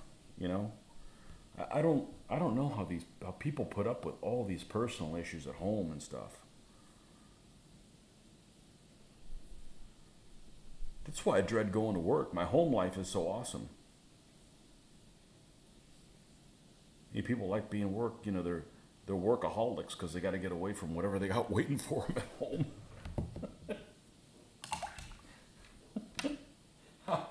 I'd stay home all day. Germans pronounce it Stuga. Stug. Well, I call them Stuggies. I always do. Yeah, both my grandfathers died fairly young. Both had their health destroyed. One from war wounds, one from spending 3 years in a concentration camp. That'll do it to you. That's not good.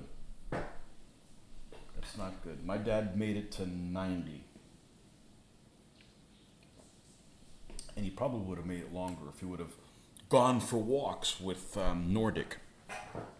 You don't have to run marathons, but we do need to stay active, Don't be afraid of a vegetable, And I mean eating one.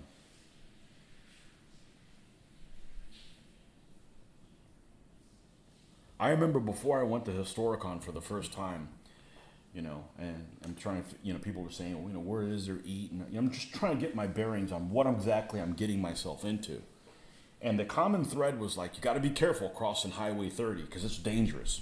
And I get there and I'm like, what's so freaking dangerous about this? Yes, it's 2 lanes in one direction, 2 lanes in the other direction, and you've got a middle lane that's a turn lane that, have you never played Frogger before? But I realized, like, man, some of these people just never even walk,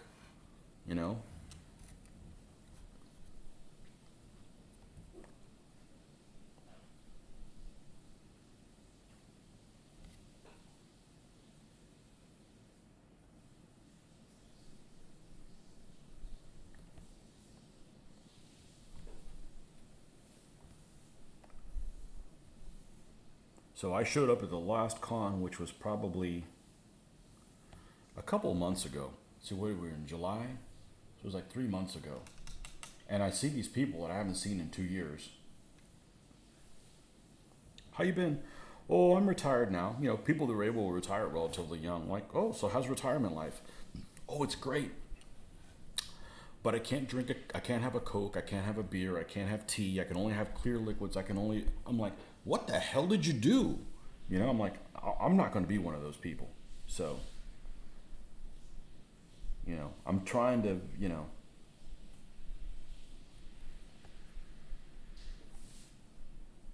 go to the gym several times a week. Not because, I want to be some kind of champion or something, but just,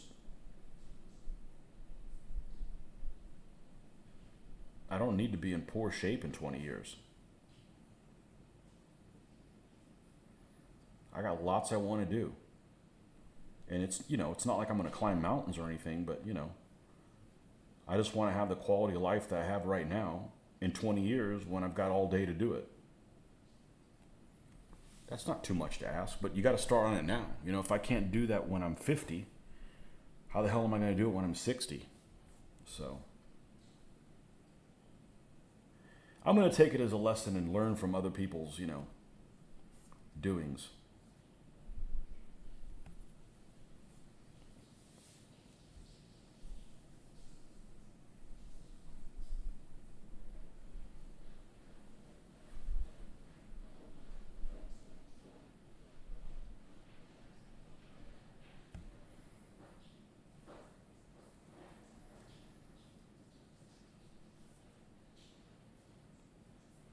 And I got to be in better shape in case that civil war everybody says is going to be breaking out soon.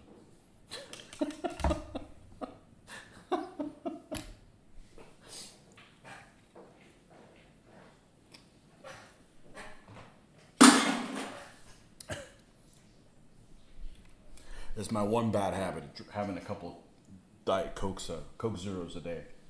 Oh well. Gotta have something.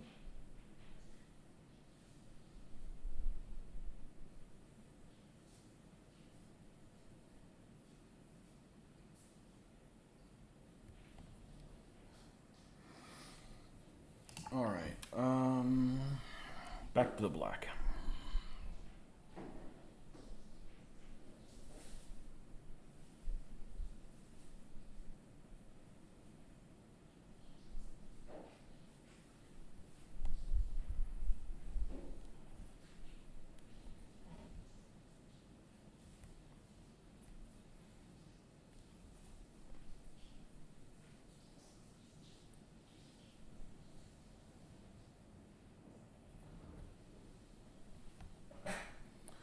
Don't need to be in better shape in 20 years. I need to be in better shape now. Yeah. Well, that's where it starts, you know. I'm in a lot better shape than I was a year ago. And I wasn't in bad. You know, I'm just fat in the middle, you know. It happens. Metabolism disappears, and where did it go?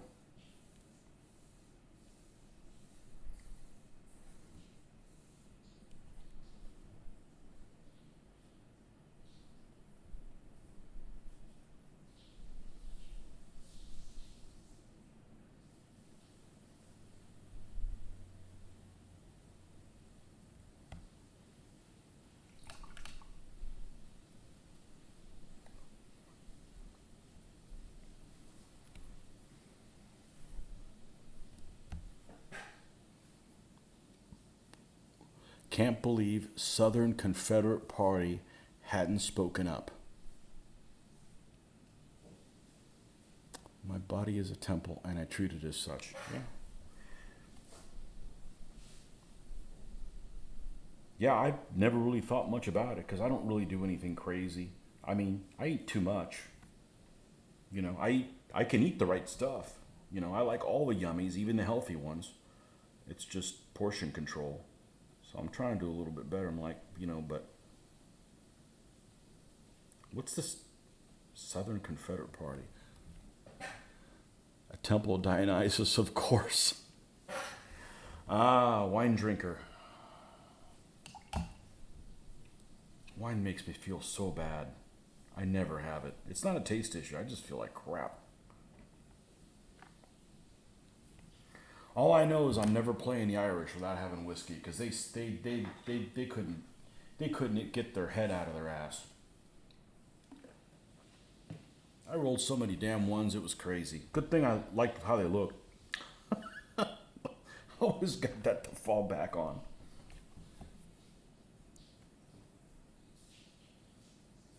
Now this is flat. Where's the other one?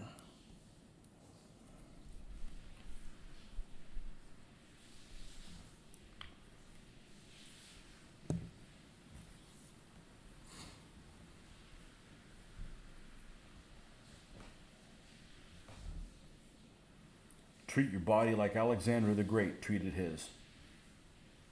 Oh, I knew we were going to work Alexander in there.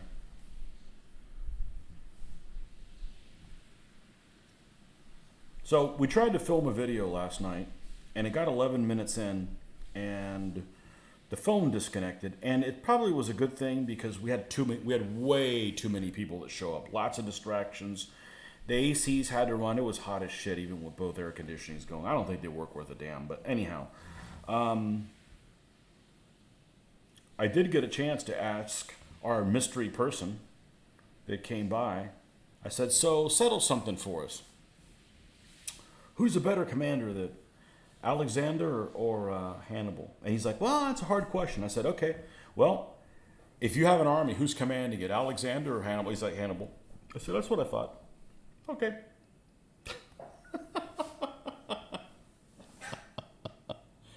Is it raining? No. It did rain a lot. You hear rain? It's got to be the ceiling fan. It's got to be the ceiling fan.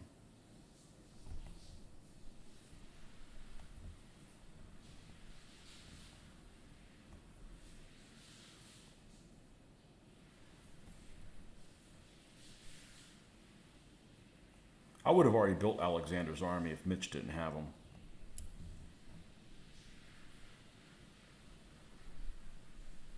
That's just one of those armies that'd just be beautiful, you know? Sounds like rain or running water. No?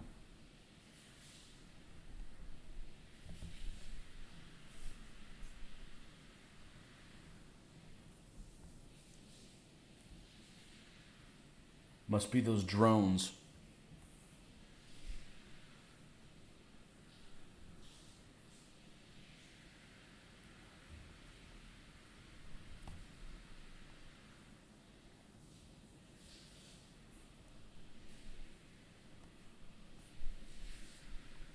Must be them damn drones.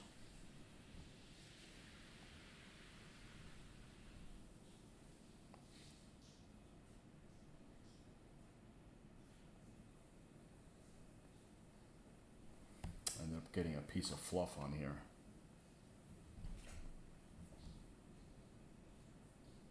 There we go. You go bye-bye now.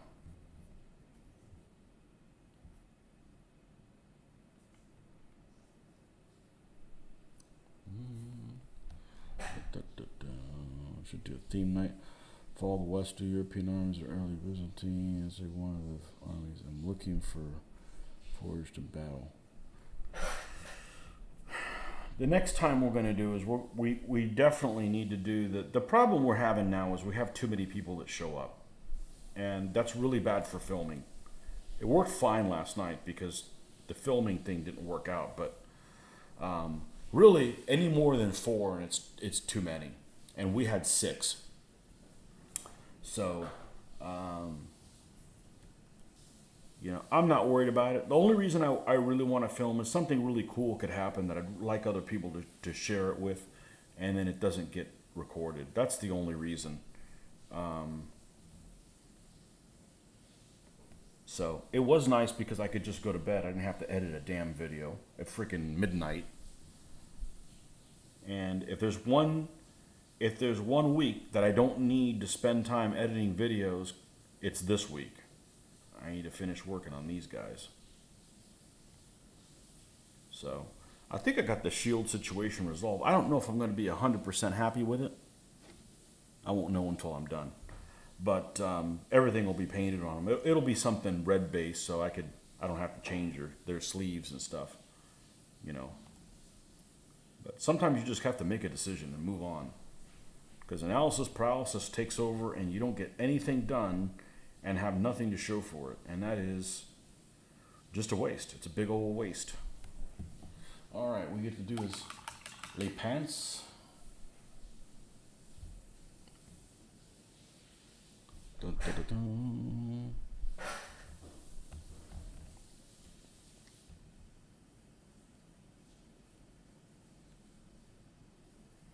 I have a big scenario that I want to do that we played at Historicon like 2007 or 2008. And it was all on one big board, which is my preference. So you'd have a big board that's, I don't know, 8 feet by 16 feet, something huge. And every army's out on that board. So you're playing like a strategic game, but with the tactical armies. So there was one up part that looked like the Black Forest, so there was a lot of woods there. And then, you know, you had roads that went, you know, from Milan to, you know, Constantinople across the board. It was stylized, you know, but you had all these barbarians that could get points basically raiding and killing other units or Roman units, or that's basically how that was. You got little fake gold coins and stuff like that. And we had a lot of fun with that. But I didn't make it up, and the people that made it, I've asked them, and they didn't keep any records of it. So I have to kind of rebuild it as I envision it. But, you know, there was like one Eastern Roman player and 2 Western ones, and there was at least 8 to 9 barbarians, at least. So you'd had, like, you know, Burgundians and the Saxons and the Huns and the Ostrogoths, and everybody was playing their little 12-element army coming onto the board from different directions towards the edge on the perimeter, and you know, fighting amongst themselves. And you could get points for, you know, killing an enemy general and stuff like that, or, you know, raiding a Roman city, or, you know, there's different kind of things like that.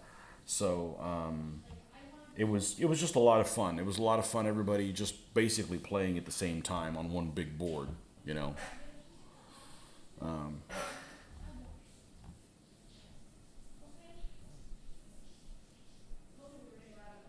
So I do want to build some more, you know, barbarian armies with Warband, not because I love Warband, but I think that they make good games.